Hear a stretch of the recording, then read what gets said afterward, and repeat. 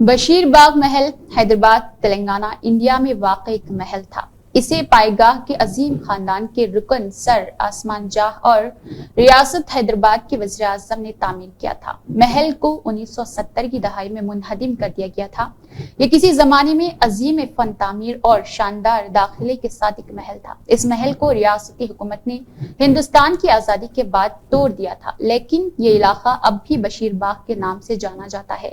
یہ محل 1880 میں بنایا گیا تھا۔ اس جگہ کو ہندوستانی کلاسیکی استاد بڑے غلام علی خان کی میزبانی کرنے کا اعزاز حاصل ہے، جو اپنی زندگی کے آخری سالوں میں یہاں رہے، جس کی سرپرستی ظاہر یار جنگ نے کی۔ ان کا انتقال 25 اپریل 1968 کو اس محل میں ہوا تھا۔ 1949 میں جاگیروں کے خاتمے کے بعد ظاہر یار جنگ اور آسمان جاہ کے دوسرے پوتے محل کو برقرار رکھنے سے قاصر تھے، جس کی وجہ سے جائیداد اور خاندان کے کئی دوسرے محلات کو چھوڑ دیا گیا۔ بعد میں زمین کے کچھ حصے 1960 کی دہائی میں فروخت کیے گئے۔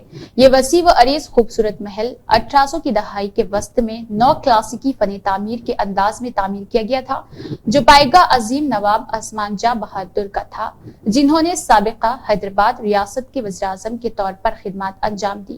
محل کی پچھلی حد نوبت پہاڑ کے دامن کو چھوتی ہے، سامنے میں فتح میدان سے حسین ساگر تک پھیلی ہوئی ہے۔ اندرونی ترتیب بڑے خوبصورت لان اور باغات کے ساتھ عمارتوں کے جھرمٹ پر مشتمل ہے۔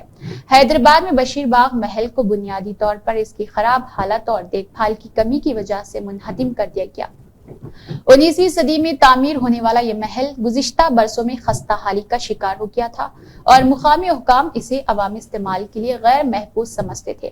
ساختی خدشات کے علاوہ انہدام کے ایک وسیع تر شہری ترقی کے اقدام کا حصہ تھا، جس کا مقصد علاقے کو جدید بنانا تھا۔ تاہم اس فیصلے کو ورثے کے تحفظ کے ماہرین اور مقامی باشندوں کی جانب سے تنقید کا سامنا کرنا پڑا، جنہوں نے تاریخی ڈھانچے کے تحفظ کے لیے بحث کی۔ ان کا خیال تھا کہ محل ثقافتی اہمیت کا حامل ہے اور اسے گرانے کے بجائے بحال کیا جا سکتا تھا۔ اس طرح کے ورثے کی جگہوں کا نقصان شہری ترقی اور تاریخی تحفظ کے درمیان توازن کے بارے میں جاری بحث کو جنم دیتا ہے۔ نیہا خان کی یہ خاص رپورٹ۔